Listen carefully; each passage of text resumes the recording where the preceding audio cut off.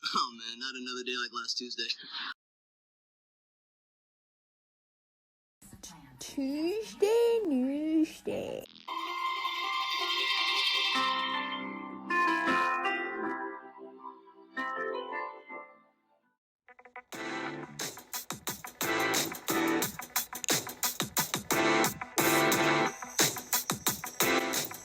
Welcome to today's Tuesday Newsday, where our goal is to determine two or more central ideas of a text and analyze their development over the course of that text, including how they interact and build on one another. The scale here listed below is what I want you to keep an eye on throughout this lesson as you read the article and answer the questions, because you will also be asked to rate yourself according to this scale once the lesson is over. If you're at a 4, if you place yourself at a 4 at the end of the lesson, that means that you can identify the central idea or ideas. You can point to the evidence that the author uses to prove his or her point and how those ideas build on one another.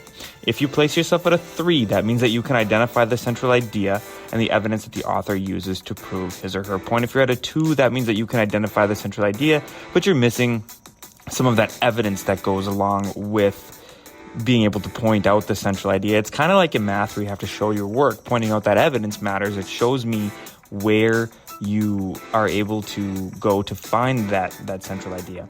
And a 1 means that you are unsure of how to find the central idea. Please be honest with your rating. It helps me to organize my lessons in such a way that points out and helps to build these skills. And so getting to a 3 is the ultimate goal by the end of the year. If everyone's at a 3 by the end of the year, I think that is a success. But again, honesty is the best policy here. So if you're at a 1 or a 2, please tell me so that I can continue to work to improve my own ability to point out what matters when it comes to identifying the central idea of a text.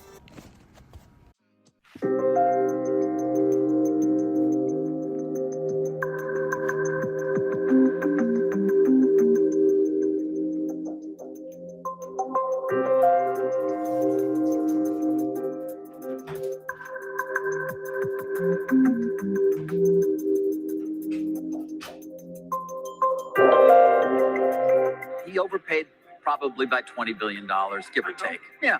But you know what? He said the reason I acquired Twitter is because it's important to the future of civilization to have a common digital town square where a wide range of beliefs can be debated in a healthy manner without resorting to violence. Is that Jack Dorsey's speech? And there is currently great danger that social media will splinter into far right wing and far left wing echo chambers that generate more hate and divide our society. And went on from there. But obviously, as Carl mentioned, Mr. Musk also says, hey, we're going to have some consequences. You can't just say anything. We're going to adhere to the laws of the land, and we're going to be warm and welcoming to all, where you can choose your desired experiences according to your preferences.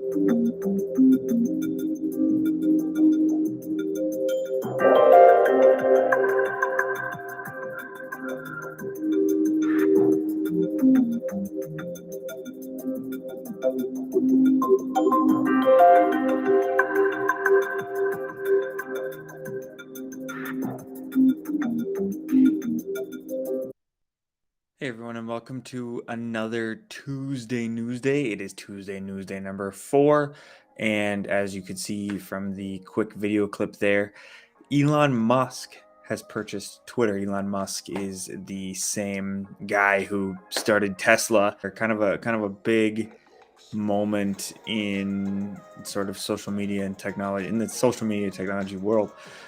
Today we're going to read sort of 2 opinions on this purchase, on if it is good for Twitter or a bad move for Twitter. So we'll dive into that. How we're going to do that is you're going to identify the first and last sentence of each article.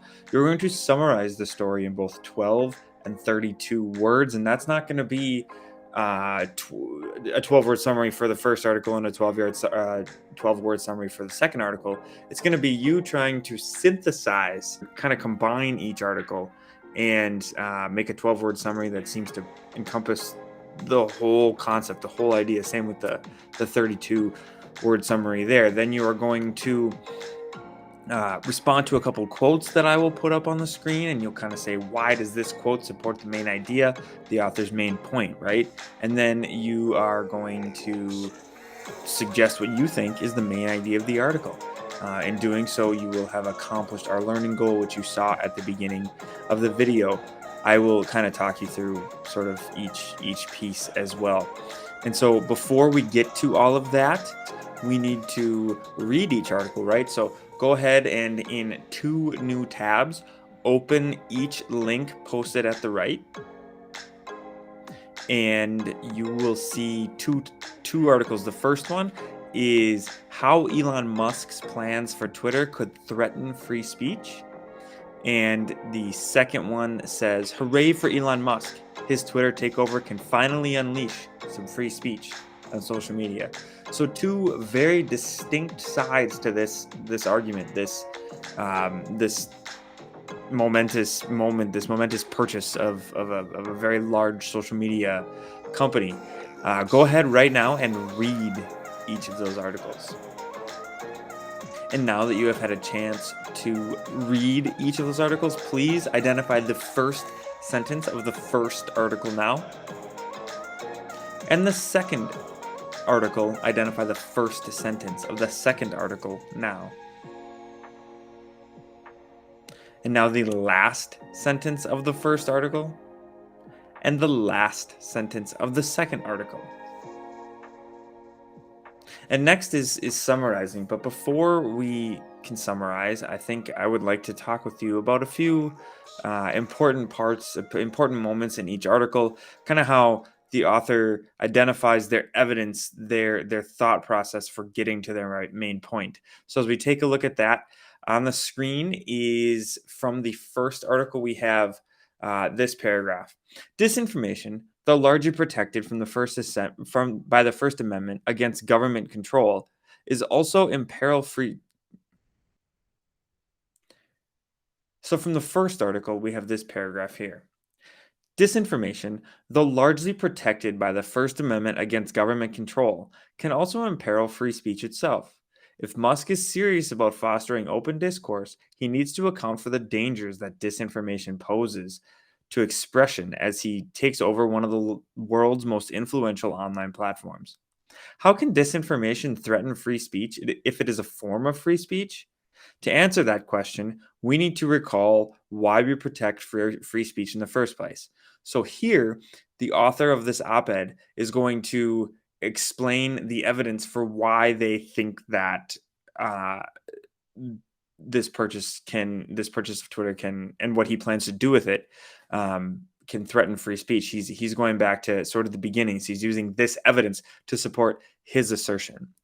It's not just because people like to be able to spout their opinions or because the founders thought that it was important.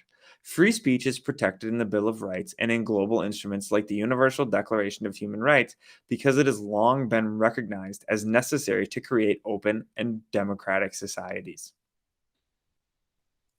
So then also, from the same article, here was another point that I think might be worth noting in your summary. But the First Amendment doesn't apply to social media companies since it only constrains the power of government. Online platforms can, for the most part, decide whether to suppress speech. But with platforms such as Twitter, Facebook, and Google so widely used, the place of free speech as an underpinning of society is at stake in their choices. Moreover, in a world powered by algorithms, speech moves differently than it did in an era of printed pamphlets and town meetings. Studies have shown that on Twitter, disinformation travels faster and farther than truth. And another momentous moment, I think, from Article 1 says, if Musk is serious about enhancing Twitter's potential as a vehicle for free speech, he should focus on how to make the platform a hospitable place for dialogue, truth-seeking, citizens' engagement, things at the heart of why free speech matters.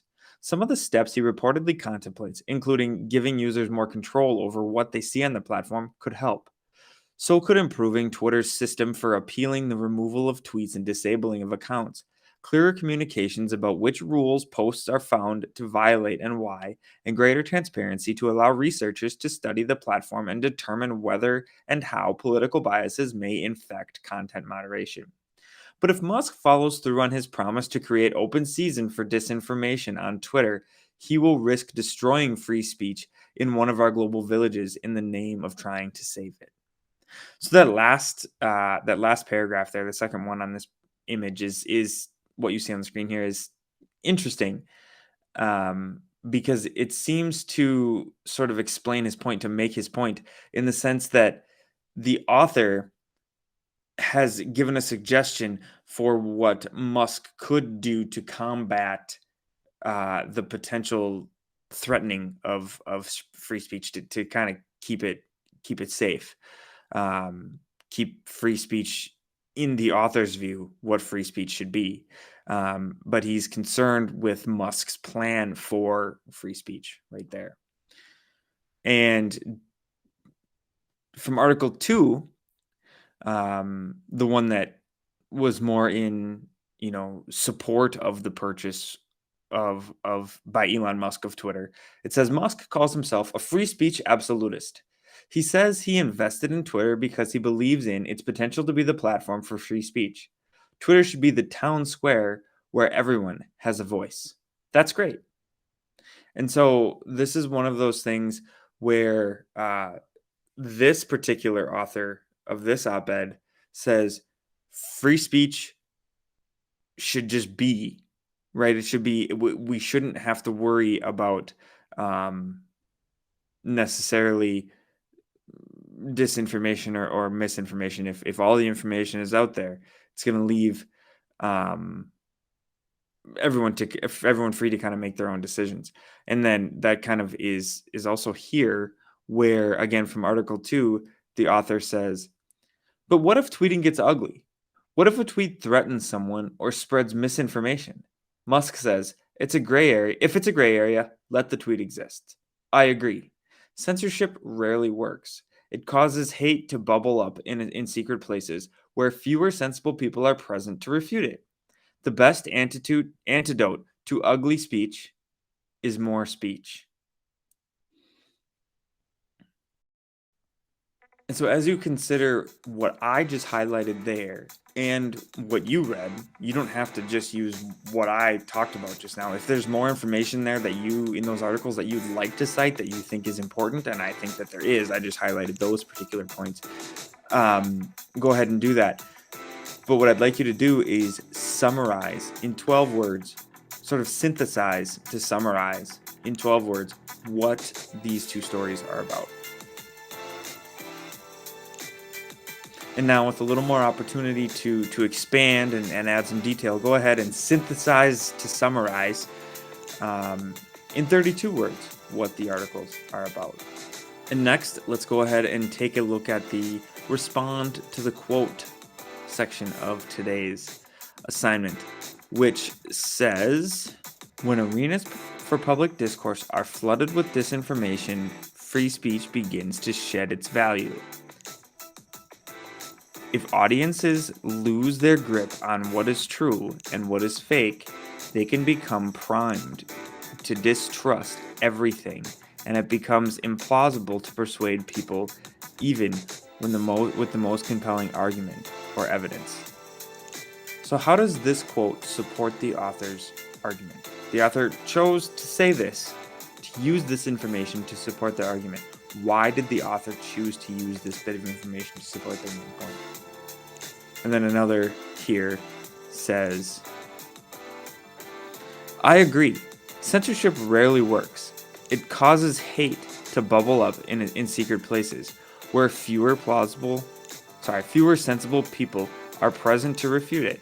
The best antidote to ugly speech is more speech. And we talked about that in the last sort of analysis before the summary. But it goes on to say, still, any discussion site needs content moderation. Platforms can become cesspools. People drawn to conspiracy theories tend to be drawn to more than one. But allowing some of that is better than trying to stop it at all. How does this quote help support the author's main idea? Again, the author said this. Why did they use this phrasing, this idea, this thought to try to support their main idea? And now lastly, what is the main idea of the first article? And next, what is the main idea of the second article? And now that you have answered these questions, we are on to our scale. And responding to this scale is the last part of what you need to do to earn your unit for today. It is on the screen. Determine 2 or more central ideas of a text and analyze their development over the course of that text, including how they interact and build on one another. If you are at a 4, the skills are listed there. If you're at a 3, skills are listed there with just a little bit, less. You're able to accomplish a little bit less than if you're at a 4. If you're at a 2 or a 1, those are also listed there. Again, the goal is to get to a 3. But again, the most important thing here is honesty. If you're at a 2, I can work on helping you get to that 3. But if you say you're at a 3 and I can tell by your answers that you're not at a 3, then we got to figure out where the disconnect is. But if you can tell me that you're at a 2 or a 1 and why you're at a 2 or a 1, I can help you get to that 3. Thank you, and completing this lesson has earned you your unit for today.